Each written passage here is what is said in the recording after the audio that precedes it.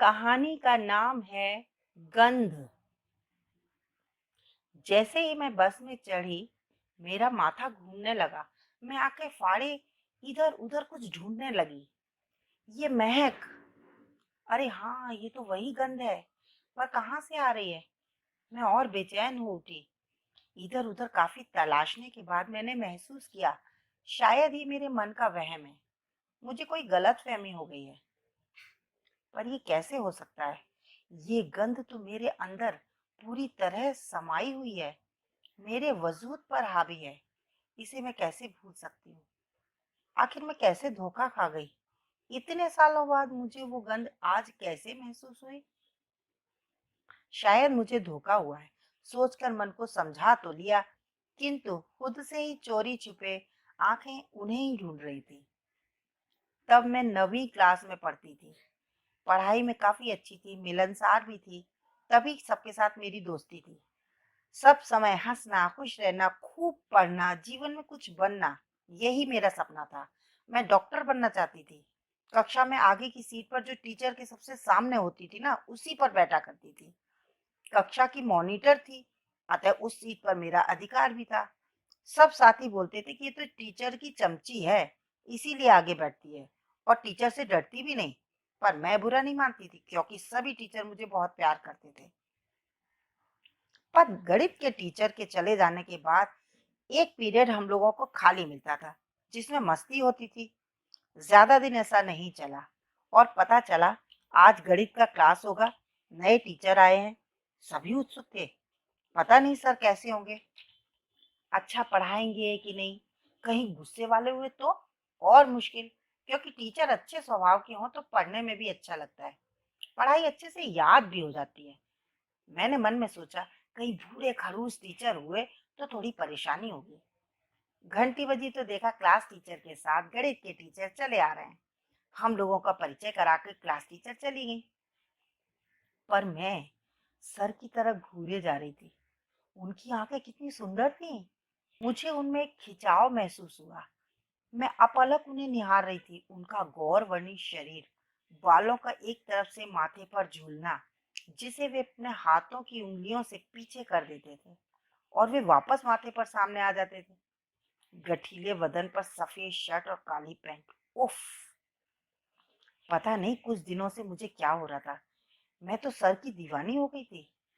जब उनका क्लास शुरू होता तो मेरे अंदर एक जुनून सा हावी हो जाता। सर की गंध मेरे दिमाग पर छाने लगी थी।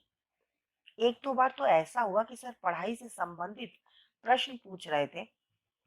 जब मेरी बारी आई तो मैं खड़ी हो जाती। एक दो बार तो ऐसा हुआ कि सर पढ़ाई से संबंधित प्रश्न पूछ रहे होते। जब मेरी बारी आती तो मैं खड़ी हो जाती, किंतु कोई जवाब मुझे नहीं समझ आता और दिमाग शून्य हो जाता। मेरी हालत तो सर भी शायद महसूस करने लगे थे, इसीलिए उन्होंने मुझसे सवाल पूछने बंद कर दिए थे। किंतु हम लोगों के बीच में कभी कोई ऐसी बातचीत नहीं हुई जिससे कुछ गलत फहमी हो।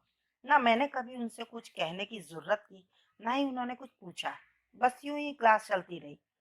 धीरे धीरे स्कूल में अफवाहें शुरू हो गई। सर की परेशानी को भी मैं समझ रही थी, पर मेरे बस में कुछ नहीं था। ये सब क्या हो रहा है, कुछ समझ नहीं आ रहा था। एक दिन मुझे पता चला कि मेरे माता पिता को बात करने के लिए प्रिंसिपल ने बुलाया है। उनकी और सर की क्या बात हुई नहीं मालूम, पर सर के चेहरे पर असमंजस की स्थिति झलक रही थी। तब सर ने एक बार मुझे बुलाकर समझाया था, देखो, तुम्हें पढ़ाई में ध्यान देना चाहिए, भविष्य खराब मत करो, ज्यादा फिल्में देखना बंद करो। मेरे मुंह से निकला, सर, मैं जिंदगी भर आपको अपने साथ देखना चाहती हूँ। चटाक! एक जोरदार थप्पड़ मेरे गाल पर रसीद हुआ। चिल्लाए, मैंने तुम्हें समझाने के लिए बुलाया है और तुम फालतू बकवास किए जा रही हो। तुम मुझे मजबूर नहीं कर सकती, तुम बच्ची हो। ये सब तुम्हारे दिमाग का फितूर है और कुछ नहीं। अब तुम जा सकती हो। मैंने सर की तरफ देखा। वो मुझे घूर रहे थे, क्योंकि उनकी उंगलियों के निशान मेरे गाल पर थे। फिर सर ने अपने गुस्से पर काबू करते हुए मुझे पुनः समझाया, देखो, मैं तुम्हें जिंदगी बर्बाद नहीं करने दूंगा। मैं ही स्कूल छोड़कर चला जाऊंगा। और उन्होंने अपने हाथ से मेरे गाल पर छपी उनकी उंगलियों के निशान को हटाने की कोशिश की, जैसे उन्हें थप्पड़ मारने का मलाल हो। मैंने देखा सर की आंखों में, जो अभी तक गुस्से से भरी हुई थी, अब प्यार नजर आ रहा था। उनकी आंखों में आंसू छलक रहे थे। उनके मुंह से निकला, ये लड़की तो मेरी जान लेकर आएगी, कैसे समझाऊं इसे। वे थके हुए कदमों से चले गए और मैंने उनके दिए थप्पड़ को निशाने के तौर पर दिल में उतार लिया, क्योंकि थप्पड़ खाते समय मैंने वो विशेष गंध और करीब से महसूस की थी। मैं बहुत कुछ कहना चाह रही थी, कितना कुछ बताना चाह रही थी सर को। सोचा आज सर ने मुझे अपने पास बुलाकर समझाया है, कल मैं उन्हें अपने मन की बात बताऊंगी। पर वो दिन कभी नहीं आया। सर चले गए थे, कहाँ गए किसी को नहीं बताया। मैं बहुत विचलित हो गई। ये बचपना था कि कुछ और पता नहीं। भगवान मैं क्या करूं। सारी बातों को मैंने दिल के एक कोने में बंद कर लिया। सोचा ये अभूतपूर्व, अनुपम और अनछुआ एहसास सिर्फ मेरा है और मेरा ही रहेगा। इसे बाहर नहीं जाने दूंगी, पर इन बातों को दोबारा सोचूंगी भी नहीं। पर ये गंध, इसका क्या करूं? इससे कैसे पीछा छुड़ाऊं? ये तो मेरा पीछा ही नहीं छोड़ रही है। कैसे इसे अपने से दूर करूं? कैसे? अचानक बस ने जोर से ब्रेक लगाया और मैं गिरते गिरते बची। बस की आवाज ने मुझे वापस वर्तमान में ला खड़ा किया। उफ, ये गंध मेरे मुंह से निकला। मैं तड़प उठी। घुटन महसूस हुई तो हवा की तलाश में मुंह घुमाया। तभी एक सज्जन को मैंने बस से उतरते हुए देखा। आंखों पर विश्वास नहीं हुआ। सज्जन उतर गए, मैं बुत बनी खड़ी रही कि तभी होश आया और बस चल चुकी थी। जोर से चिल्लाई, रोको, बस को रोको, अरे सुना नहीं, बस रोको। बस फिर झटके से रुकी। साथ में कंडक्टर और यात्रियों की कर्कश आवाज कान में पड़ी। क्या औरत है, जब यहाँ उतरना था तो बस खड़ी थी, तब क्यों नहीं उतरी? अपने बाप की बस समझ रखी है, जब कहा रोको तो रोक दी। ऐसे यात्री बस में चढ़ते ही क्यों आए? अरे इन लोगों को तो तमीज ही नहीं होती।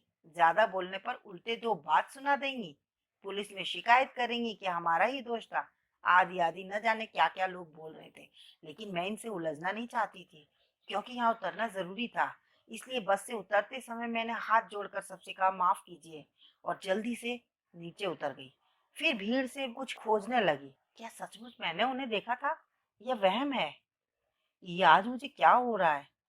अचानक देखा, सामने सज्जन पुरुष कंधे पर थैला टांगे, आंखों पर सुनहरे फ्रेम का चश्मा लगाए, सफेद पायजामा कुर्ता पहने धीरे धीरे चले जा रहे हैं। बालों में हल्की सफेदी नजर आ रही थी। मैं उनके पास पहुंच गई, पर हिम्मत नहीं हो रही थी कुछ बोलने की। संदेह था कि ये वे हैं या नहीं। सज्जन पुरुष पान की दुकान पर पहुंचे, पान वाले से कुछ पूछा। मेरे कानों में उनके स्वर गए तो बचा हुआ संदेह भी दूर हो गया। मेरे मुंह से निकला, सर आप? वे गंभीर मुद्रा में मेरी तरफ घूमे, पहचानने की कोशिश की, फिर बोले, माफ करना बेटी, मैंने तुम्हें पहचाना नहीं। बेटी? बेटी शब्द हथौड़े की तरह मेरे दिमाग में लगा, पर अपने को संयत करती बोली, सर मैं राधा। राधा? दिमाग पर जोर डालते हुए बोले, कौन राधा? बेटी मैंने तुम्हें सच में नहीं पहचाना, अपने परिचय ठीक से दो। अब वो हथौड़ा दिमाग से हटकर दिल पर लगा और मैं गुस्से पर काबू न रख सकी, जोर से चिल्लाई, क्या बेटी बेटी लगा रखा है? आप तो रिश्तों में विश्वास ही नहीं करते थे, तो फिर आज ये दिखावा क्यों? आप आज भी नहीं बदले। छोड़िए। शायद मैंने ही अपना समय बर्बाद किया, और बिना उत्तर सुने वापस मुड़कर जाने लगी। तभी आवाज सुनाई दी, अरे पगली, तू तो काफी बड़ी हो गई है। मेरे कदम वहां के वहीं थम गए और मैं जड़वत हो गई। लगा मैं बुद्ध बन गई हूँ। वे स्वयं मेरे सामने आए और मेरी ओर देखकर मुस्कुरा दिए। माशाअल्लाह, वही मुस्कुराहट आज भी दिल को चीरने की क्षमता रखती है। उम्र के इस पड़ाव पर पहुंचने पर भी वही आकर्षण। और मैंने तुरंत अपनी निगाह उनके चेहरे से हटा ली।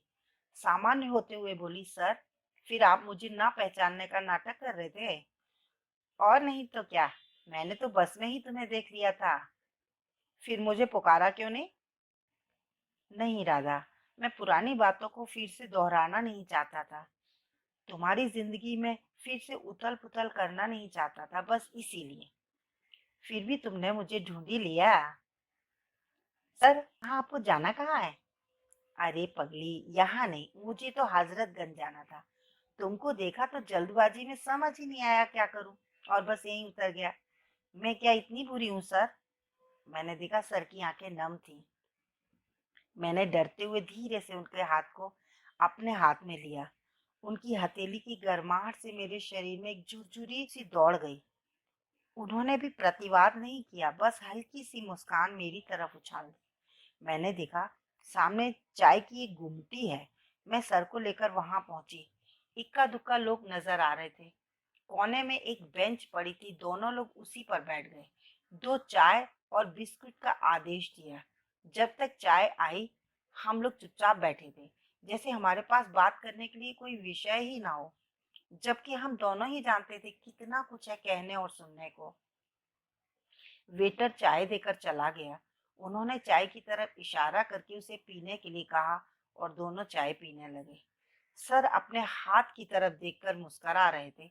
तब मैंने महसूस किया कि उनका हाथ अभी भी मेरे हाथ में ही था, मानो डर हो कि कहीं फिर से साथ छोड़कर ना चले जाएं। मैंने झटके से अपना हाथ खींच लिया। सर ने चुप्पी तोड़ी।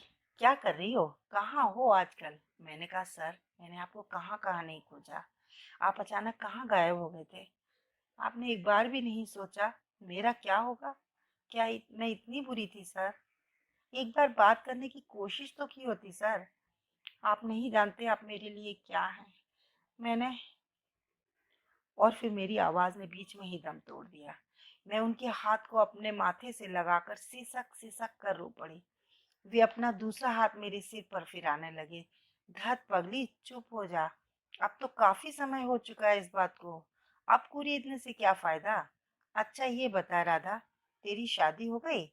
मैंने शर्माते हुए हाँ में सिर हिला दिया। वे मुस्कुरा कर बोले, कैसे हैं तेरे पतिदेव? मैंने हाँ में सिर हिला दिया कि अच्छे हैं। फिर बोले, तू खुश तो है? और मैंने अपना सिर उनके कंधे पर टिका दिया। बोली, सर, जिंदगी ने बहुत कुछ सिखाया है। मैं ये तो नहीं कहूंगी कि मेरे साथ जो भी कुछ हुआ वो सही था या गलत, लेकिन वो अनुभूति, वो मेरा समर्पण पूरा जीवन जीने के लिए काफी था। वो रिश्ता मैंने सच्चे दिल से बनाया था, बिना किसी शर्त के। पर आपके इस तरह चले जाने से मुझे ठेस लगी थी। दिल में एक चुभन सी महसूस हो रही थी। गलती न होने पर भी गलती का एहसास कराया जा रहा था। मैंने स्कूल जाना बंद कर दिया। अब पढ़ाई में भी मन नहीं लगता था।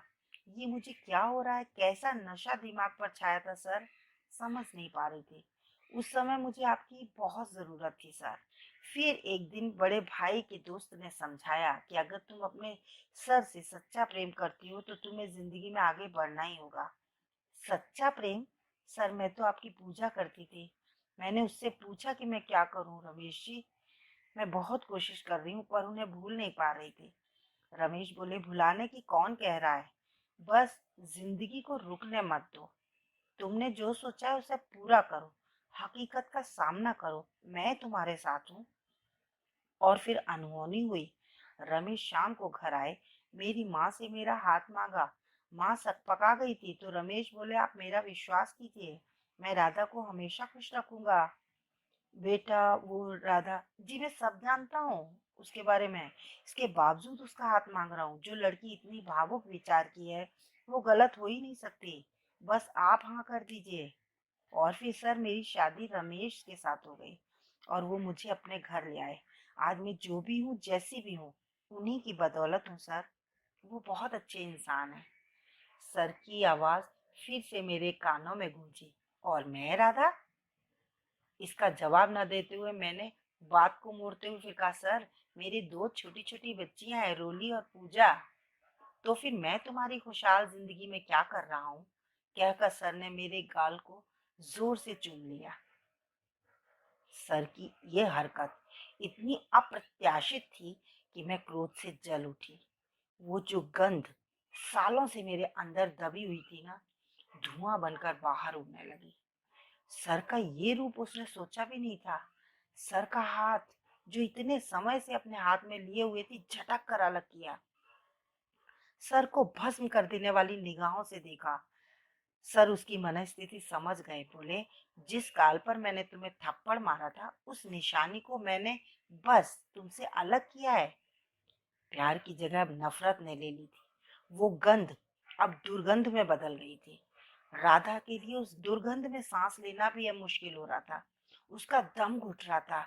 वो बदहवास सी अपने घर की तरफ दौड़ी। और सर, वो तो अपने होठों पर हाथ फेरते हुए धीरे धीरे बड़बड़ा रहे थे, मैं इसी के सहारे बाकी की जिंदगी गुजार लूंगा। जाओ राधा, आज से तुम वास्तव में तन और मन से रमेश की हुई। आज मेरा प्रायश्चित पूरा हुआ। जाओ राधा, जाओ।